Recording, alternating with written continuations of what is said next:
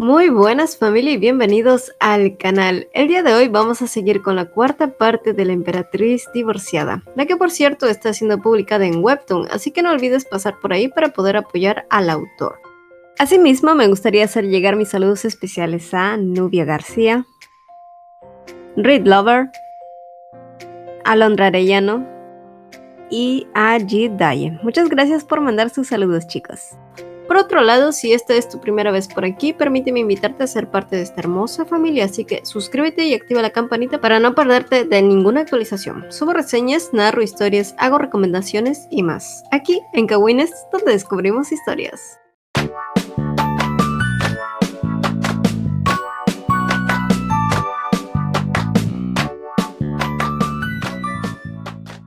Navier mentiría si dijera que esperaba un gesto como este de Sobieshu, como tampoco esperó que éste tratara de besarla cuando ella se giró. Sin embargo, no estaba dispuesta a seguir sus intenciones después de todo lo que él estaba haciéndole pasar. Sobieshu, al ver el frío gesto de la emperatriz, entonces entre decepcionado y resignado, le dijo que su comportamiento muchas veces lo hacía sentir como si ella solo fuese una compañera y no una esposa. Pero Navier no se quedó callada y le respondió que ser una esposa también significaba ser una compañera. Algo que Sobieshu desdeñó diciendo que de ser así, no habría necesidad de casarse con alguien, para luego irse descontento. Mucho después del impasse, mientras Navier almuerza a solas, se da cuenta de una inesperada visita. Pues se trata de Reina, quien, al verla, apresuradamente abre sus alas en un tierno abrazo. Pero de pronto son interrumpidos por la dama de compañía de Navier, quien con urgencia le comunica que Sobieshu se ha descompensado. Mientras tanto, en el palacio, Rashta mantiene una no muy grata conversación con Loteshu, pues este continúa extorsionándola con la excusa de que debe de correr con los gastos de su nieto, y aunque enfadada por tener que ceder ante sus demandas, Rashta le ofrece las joyas que Sobieshu le ha regalado, y entre estas un anillo que ocultaba todas las cicatrices y evidencias de sus maltratadas manos. Pensando en que debe buscar el modo de averiguar y confirmar si el bebé del que habla Loteshu es realmente suyo.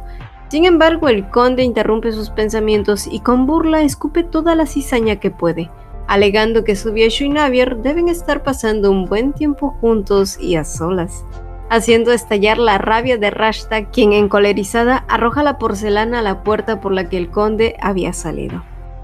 4 días después, Rashta se encuentra tomando el aire libre con un gesto deprimido, después de saber que Sobieshu se encuentra enfermo y bajo el cuidado de la emperatriz, haciendo que las palabras de Loteshu se repitan una y otra vez en su mente. Sin embargo, el duque Ergi, quien la acompañaba en ese momento, al notar su desánimo, le pregunta ¿qué pasa? A lo que Rashta le responde que se siente mal por la emperatriz, lo que provoca que Ergi se carcajee por sus palabras, ya que es obvio para él que Rashta solo se encuentra insegura y celosa. Así que inclinándose sobre ella y con una astuta sonrisa le propone hacer algo al respecto: seducir a la emperatriz. De vuelta con Sobieshu y Navier, ella sigue cuidando de él, donde le sugiere que descanse y que puede hacer que Rashta venga a verlo. Pero Sobieshu declina la idea, ya que a pesar de creer que la muchacha es encantadora, lo que más necesita ahora mismo es una presencia tranquilizadora. Ante sus palabras, Navier asiente, aunque internamente piensa que Rashta podría sentirse herida si supiera esto. Más de una semana después y una vez de regreso, las cosas parecen haber vuelto a la normalidad de siempre. Con Sobieshu aún enfermo, es Navier quien debe de realizar las tareas pendientes. Pero por otro lado es un poco reconfortante no tener noticias de él con peticiones escandalosas en nombre de Rashta. Una tarde, Navier se encuentra reunida por invitación de la duquesa de Tuania. Sin embargo, la llegada de Rashta junto al duque Ergi fue algo inesperado, creando un silencio incómodo entre todos los presentes. Aún así, la reunión pronto siguió su curso mientras todos chismorreaban sobre los asuntos de la nobleza, tocando el tema de la ex amante del padre de Sobieshu, quien había sido desterrada del palacio después de que el ex emperador se cansara de ella. Al oír esto, Rashta se quedó en blanco, pero rápidamente torció la conversación hacia la duquesa de Tuania, diciendo imprudentemente que la mujer tenía 5 amantes, quien al escucharla, obviamente haciendo notar su disgusto, dio por terminada su reunión, alegando que Rashta era sin duda una chica sin modales que iba difundiendo rumores sin fundamento. Sin embargo, en medio de la conmoción y los murmullos, Navier, que había observado todo en silencio, estaba segura que este percance iba a ser la comidilla de los nobles. Más tarde, Rashta y Archie conspiraban juntos con respecto a los rumores que habían levantado en la reunión de la duquesa, y aunque Rashta aparentaba no ser muy versada en este tipo de situación, rápidamente Archie le dijo que ella no tendría problemas ya que él no se dejaba engañar por su actitud inocente, para luego despedirse de ella alegando que tenía que ir a otro lugar y que no era necesario que fuera con él, ya que al parecer había ido a buscar a Navier, quien al verlo le preguntó directamente sus razones para esperarla por más de 3 horas. Ergi, tan característico de su personalidad juguetona y divertido por lo directa que era la emperatriz, no se fue por las ramas y le preguntó si Henry había dicho algo negativo sobre él, ya que era algo que ocurría muchas veces, diciéndole a las mujeres que él estaba maldito. Sin embargo, Navier fingió no saber nada al respecto y decidió hacerse la desentendida.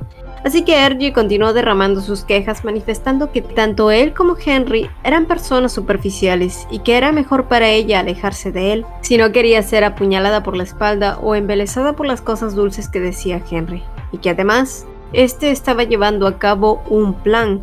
Pero antes de que pudiera decir algo más, fueron interrumpidos por Sobieshu. Ergi, al verlo, rápidamente se despidió de ambos dejándolos solos.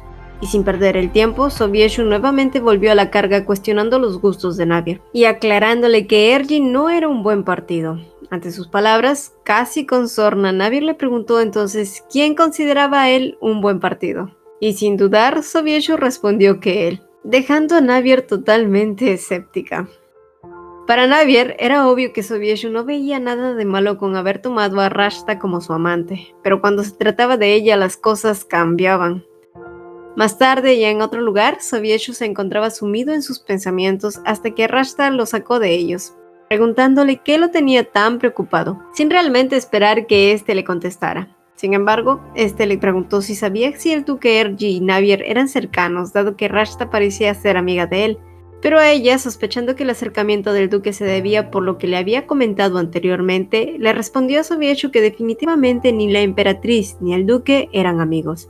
Pero entonces Sobieshu, al mirarla con más detalle, se percató que ésta no llevaba el anillo con la gema roja que le había regalado para ocultar sus cicatrices. Rashta, al recordar a quién se lo había entregado, rápidamente inventó que se lo había dado a una pobre sirvienta. Ante sus palabras, Sobieshu estalló en risas al pensar que Rashta realmente era una mujer bondadosa, prometiéndole que le daría otro similar.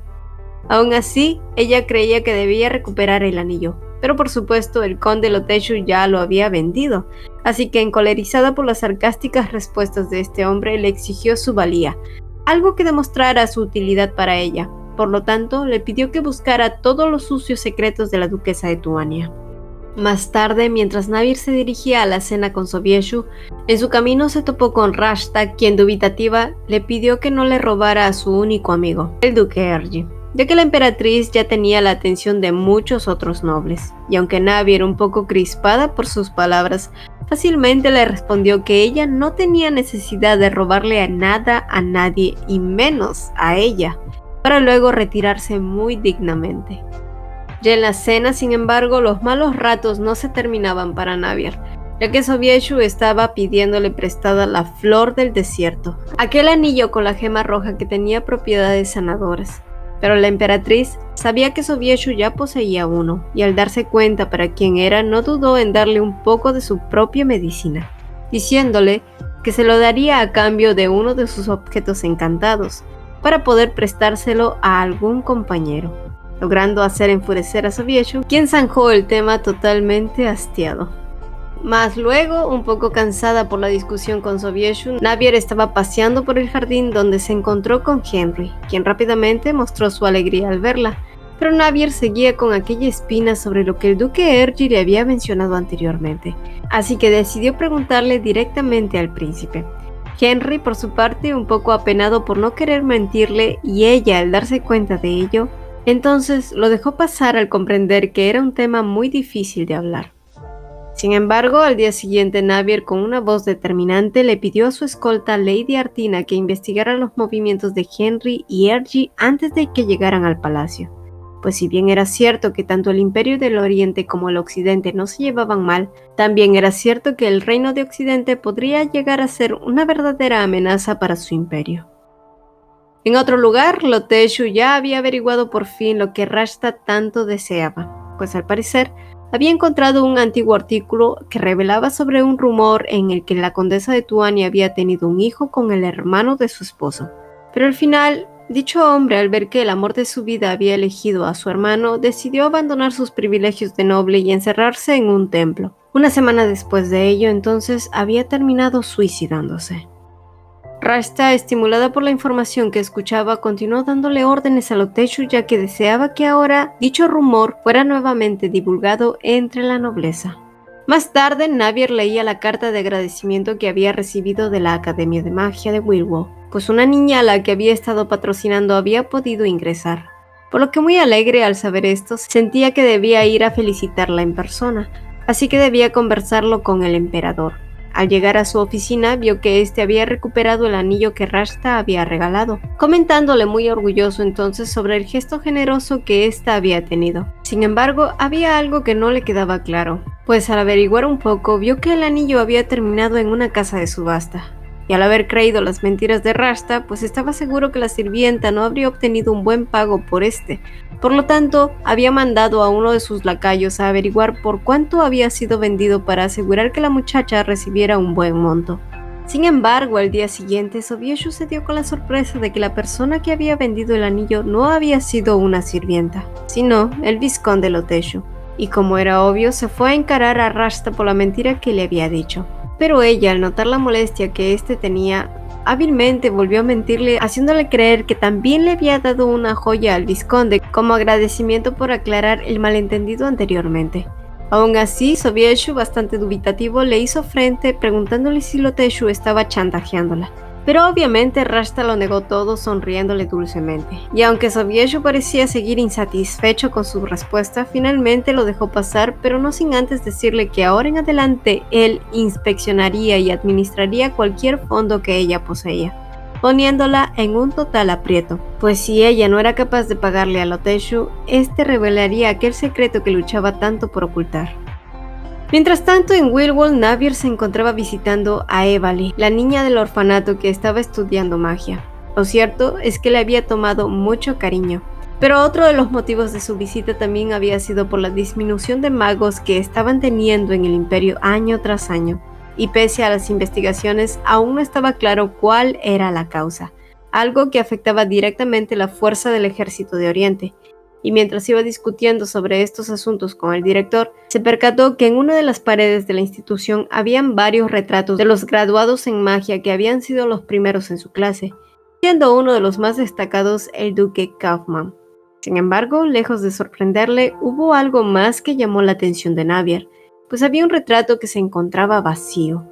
Curiosa, le preguntó de quién se trataba, revelándole entonces que esa persona había sido el príncipe Henry, uno de los alumnos con mejor desempeño en toda su clase, pero que había decidido mantenerlo en privado a petición del príncipe. Sin embargo, este había cambiado de idea un día anterior y había hecho una visita relámpago anunciando de que si la emperatriz preguntaba, estaban permitidos de decir la verdad. Navier estaba impresionada realmente, pero el saber esto último la dejó pensativa, preguntándose cómo había sido capaz Henry de llegar tan rápido cuando ella partió el día anterior hasta allí. Además, también pensó que si Henry tenía conocimientos de magia, sin duda sería difícil poder averiguar sobre aquellos planes que tenía. Y hablando del susodicho, justo cuando ella se despedía fue cuando se topó con él, sorprendida de encontrarlo en un lugar como aquel. Pero al parecer Henry tenía asuntos importantes con los que lidiar, y aprovechando el momento no dudó en invitarla a que cenaran juntos. Ya en la cena, Navier jocosamente le hizo saber a Henry que lo encontraba parecido a Reina, dado que ambos eran rubios y poseían ojos violetas. Al escucharla, Henry se levantó y coqueteó abiertamente con ella, confesándole que ella también poseía unos ojos hermosos. Pero Navier, siendo Navier, tomó en broma sus palabras para luego entrar al tema de la magia y las especialidades que estos podían poseer. Es entonces cuando le preguntó directamente cuál era la especialidad de él, dejando en una encrucijada a Henry. Continuará. Y bueno chicos, hasta aquí el video de hoy. Como siempre, recordarles que si quieren leer este webtoon, los links estarán adjuntos en la descripción de este video para que puedas leerlo a tus anchas. Por otro lado, si mi narración te está gustando, por favor no te vayas sin dejarme un like y escríbeme tus opiniones que estaré encantada de leerte. Sin más que agregar, me despido y nos vemos en un próximo video. Bye.